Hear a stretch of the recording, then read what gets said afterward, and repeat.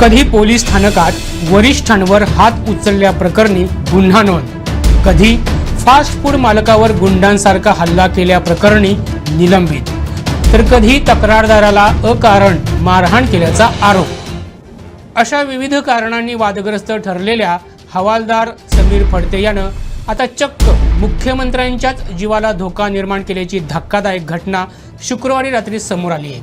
सध्या फोंडा पोलीस स्थानकात हवालदार म्हणून जनतेची सेवा करणाऱ्या या समीर फडतेसह त्याच्या इतर 5 साथीदारांना डिचोली पोलिसांनी ताब्यात घेतलंय.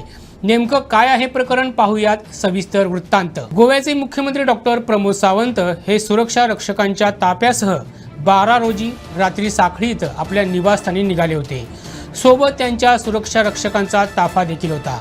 आमुणा शहराजवळून जात असताना त्यांच्या ताफ्याच्या दिशेनं भरधाव वेगानं एक बोलेरो जीप आली. ही जीप थेट मुख्यमंत्र्यांच्याच वाहनावर धडकणार होती. मुख्यमंत्र्यांच्या चालकानं अतिशय चपळाईनं वाहन बाजूला नेल्यामुळं मुख्यमंत्र्यांचा जीव वाचला. घटनेनंतर सुरक्षा रक्षकांनी लगेच ती जीप पकडली. तेव्हा त्या जीपमध्ये 5 जण दारूच्या नशेत जिंकल्याचं समोर आलं. शिवाय गाडीच्या चालकानं अतिशय चालाखीनं जीप तिथं सोडून पळ काढला होता. या सगळ्यांना पकडून डिचोली पोलीस स्थानकात आणण्यात आलं. त्यांची बोलेरो जीप देखील जप्त करण्यात आली. पोलिसांनी ताब्यात घेतलेल्यांमध्ये साईश रायकर, विराज राऊत, पलाश जलमी, पांडुरंग मोपकर आणि राजू सावंत यांचा समावेश आहे. हे सर्वजण कुंभारजुवे इथले रहिवासी आहेत. या 5ही जणांची चौकशी केल्यानंतर जीप चालवणारा दुसरा तिसरा कोणी नव्हता, तर चक्क फोंडा पोलीस स्थानकात हवालदार म्हणून काम करणारा समीर फडते हाच होता याचा उलगडा झाला.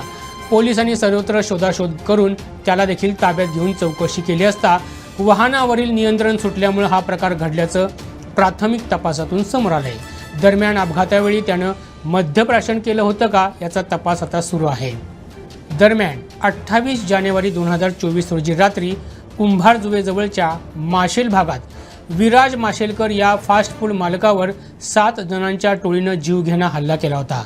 त्या घटनेत माशेलकर गंभीर जखमी झाले होते. पोलिसांनी तपास केला असता या टोळीचा सूत्रधार हा पोलीस हवालदार समीर फडते हाच होता असं प्राथमिक तपासातून समोर आलं होतं. दुकानातील CCTV फुटेजमुळे त्यानं केलेल्या हल्ल्याची पुष्टी झाल्यानंतर त्याला निलंबित करण्यात आलं होतं. त्याच घटनेत अंमली पदार्थ विरोधी पथकाचा कर्मचारी आकाश नावेलकर आणि भारतीय राखीव दलाचा कर्मचारी मितेश गाड यांना निलंबित करण्यात आलं होतं.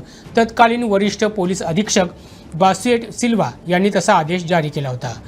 त्याआधी 6 मार्च 2022 या दिवशी जुने गोवे पोलीस स्थानकामध्ये उपनिरीक्षक जुलिओ दिनीज यांना हवालदार समीर फडते यानं मारहाण केली होती. या प्रकरणी पोलीस निरीक्षकांनी दोघांच्या विरोधात दखलपात्र गुन्हा दाखल केला होता.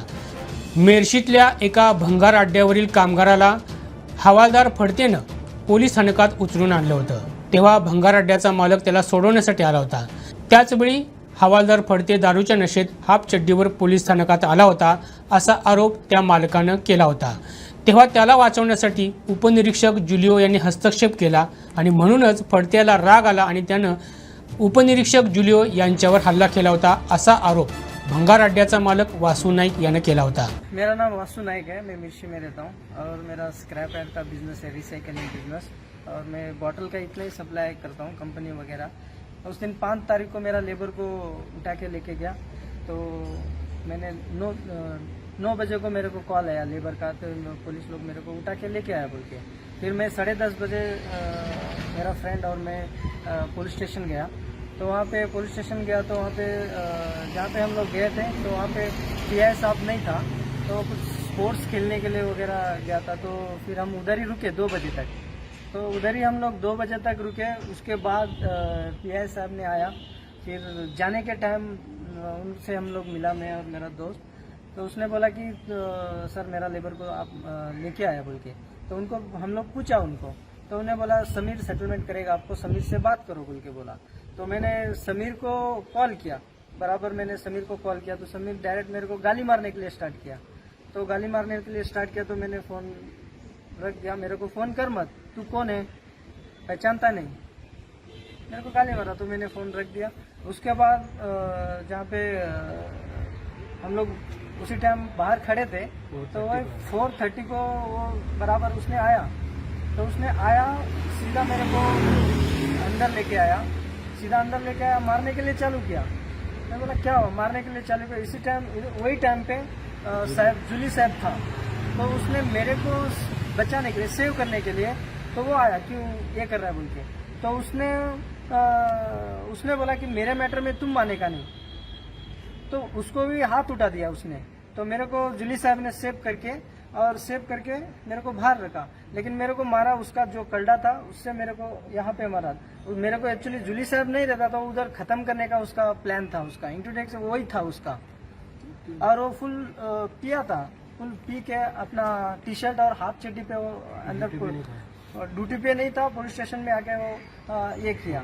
और वहाँ पे आप चाहे तो उसको सीसीटीवी ओपन करके देख सकते हैं, वहाँ पे जो चला जो। और हमारा सामने मेरा दोस्त था, वो आएगा बोलेगा। Actually, I was there with him throughout the day yesterday. What happened?